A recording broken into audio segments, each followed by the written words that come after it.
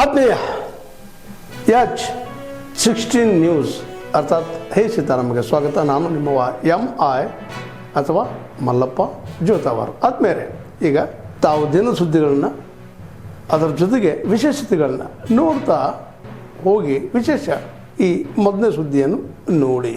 ಅದು ನಮ್ಮ ಹಕ್ಕು ಅನ್ನೋದನ್ನ ಅಂಬೇಡ್ಕರ್ ಅವರು ಹೇಳಿದ್ದಾರೆ. ಒಂದು ಕಾಲಘಟ್ಟದಲ್ಲಿತ್ತು ಮೀಸಲಾತಿ ಅಂದ್ರೆ ನೋಡಪ್ಪ 18% ಜನ ಅಲ್ಲಿ ಹೋಗ್ತಾ ಇದ್ದಾರೆ ಅಂತ ಹೇಳಿ. ಆದ್ರೆ ಇವತ್ತು ಮೀಸಲಾತಿಯನ್ನ ಉದಾಹರಣೆಗೆ ಸ್ಥಳೀಯ ಎಲ್ಲ ವರ್ಗದ ಜನ ಇವತ್ತು ಮೀಸಲಾತಿಯನ್ನ ಪಡೆಯಲಿಕ್ಕೆ ಹವಣಿಸ್ತಾ ಇದ್ದಾರೆ.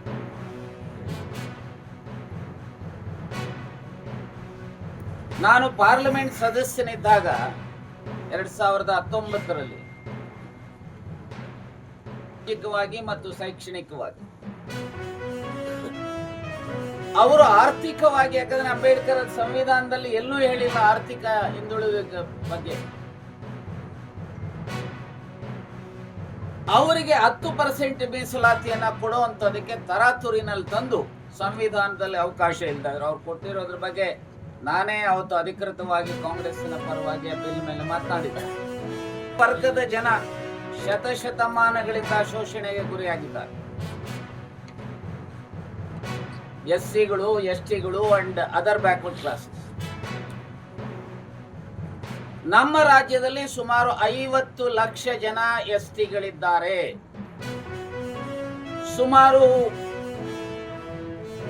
1.25 ಕೋಟಿಯಷ್ಟು 1,25 ಲಕ್ಷ ಜನ SCಗಳಿದ್ದಾರೆ.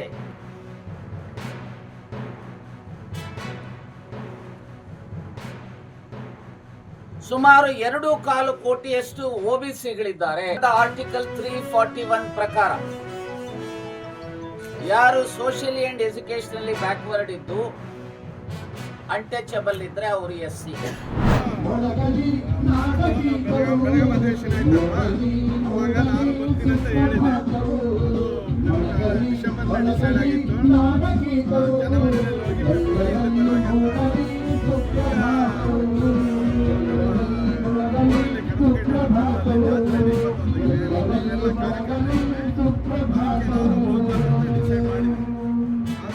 ಪತ್ರಿಕೆಯರು, ಟಿವಿಯವರು ಅದೆಲ್ಲ ತೋರ್ಸೋದು ನೋಡಿದ್ರೆ ಏನು ಒಂಥರ ಅಪರಾಧ ಏನನ್ನ ತೋರಿಸ್ತಾ ಇದ್ದೀವಿ ಅಲ್ವಾ?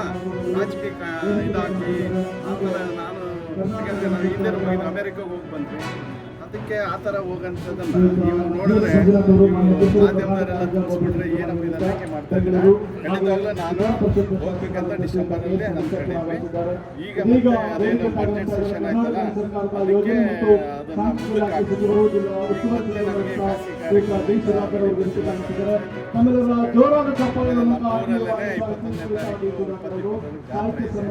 ಎಲ್ಲ ಇರೋದ್ರಿಂದ ನಾನು ಇವತ್ತು ಹೋಗ್ತಾ ಇದ್ದೀನಿ.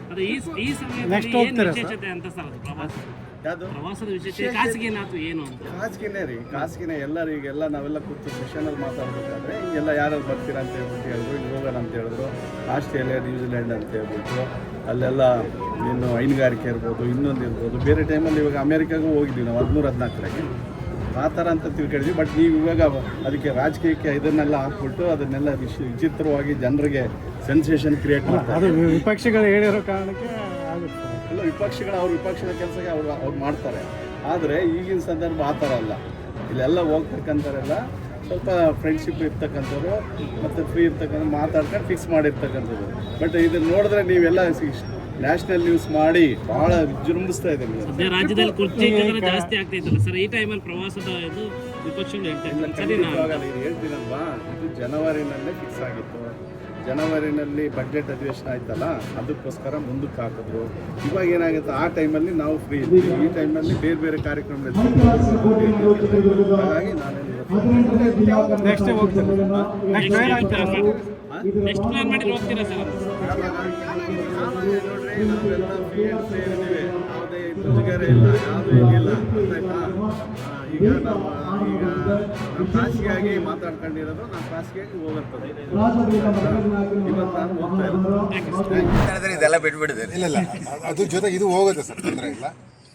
ಇತ್ತೀಚಿನ ದಿನಗಳಲ್ಲಿ ಒಂದು ಚರ್ಚೆ ಆಗ್ತಿದೆ RSS ನೋಂದಣಿ ಬಗ್ಗೆ. ನೋಡಿ, ಇಂಗ್ಲೀಷಲ್ಲಿ see Mr. Modi and Mr. Bhagavat, they are claiming that they are the real nationalists. The Constitution of India makes it very, very clear. Even other laws which are concerned to the societies, which makes it very clear, any organization, it has to be registered. And this RSS, who are claiming that they are very, very disciplined and nationalists, even after 100 years of their tenure, why they have not registered their organization? And every year they have been collecting crores of money in the name of Guru Dakshina. Is it audited? Is it accounted? So they are telling something and they are doing all sorts of mistakes. If at all, if they want to be a real citizen of this country, if they are really adhere to the provisions of the Constitution, this is high time to register their organization as per the provisions of law and to maintain their accounts in accordance with law. That is our demand. Thank you. 30ನೇ ವಾರ್ಡಿನ ಏನಿವತ್ತು ಬಡವರು ಇವತ್ತೇನೋ ನಗರಸಭೆಗೆ ಏನು commissioner ಅವರಿಗೆ ಒಂದು ಮನವಿ ಕೊಡೋಕೆ ಬಂದಿದ್ದಾರೆ. ಏನು ಉದ್ದೇಶ ಏನಂದರೆ, ಆಶ್ರಯ ಯೋಜನೆ ಮನೆಗಳಿಗೆ ಓಡಾಡುವ ಜಾಗದಲ್ಲಿ ಕಾಂಪೌಂಡ್ ಕಟ್ಟುತ್ತಿದ್ದು ಸಾರ್ವಜನಿಕರಿಗೆ ಓಡಾಡಲು ರಸ್ತೆ ಬಿಡಲು ಮನವಿ.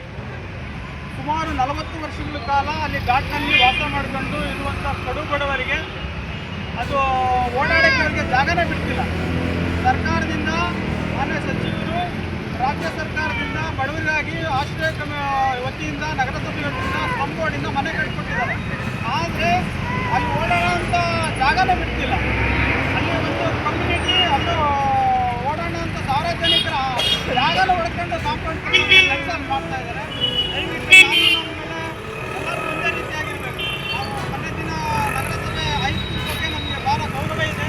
ಕಳೆದ ದಿನದಲ್ಲಿ TB ಸರ್ಕಲಲ್ಲಿ ಒಂದು ಮನೆ ರೋಡಿಗಾಗಿತ್ತು ಅಂತೇಳಿ ಒಂದು JCB ಹೊಡೆದ್ರು.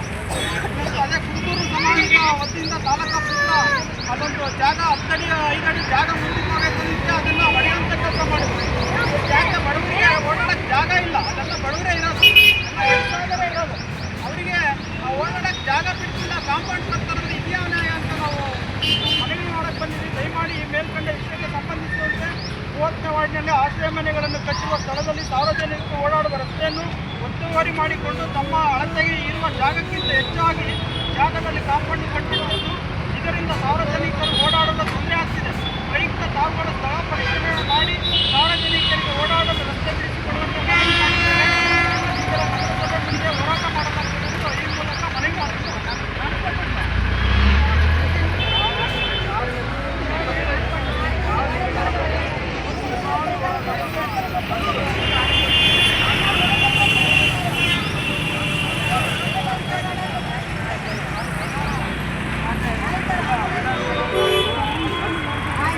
ತಾವೆಲ್ಲ ಇಲ್ಲಿವರೆಗೆ ಸುದ್ದಿಗಳನ್ನು ನೋಡಿದಿರಿ, ಜೊತೆಗೆ ವಿಶೇಷ ಘಟನೆಗಳನ್ನು ಸಹ ನೋಡಿದಿರಿ. ಅದು ನಿಮಗೇನು ಅನ್ನಿಸ್ತು? ನಿಮಗೆ ಲೈಕ್ ಮಾಡಿರಿ, ಶೇರ್ ಮಾಡಿರಿ, ಕಾಮೆಂಟ್ ಮಾಡಿರಿ, ಜೊತೆಗೆ ಸಬ್ಸ್ಕ್ರೈಬ್ ನಿಲ್ಲಿಸ್ಬೇಡ್ರಿ. H16 ನ್ಯೂಸ್ ಅರ್ಥಾತ್ ಸಿದ್ದರಾಮಯ್ಯ ಸತ್ಯದ ಕೈಗನ್ನಡಿ ವಂದನೆಗಳು.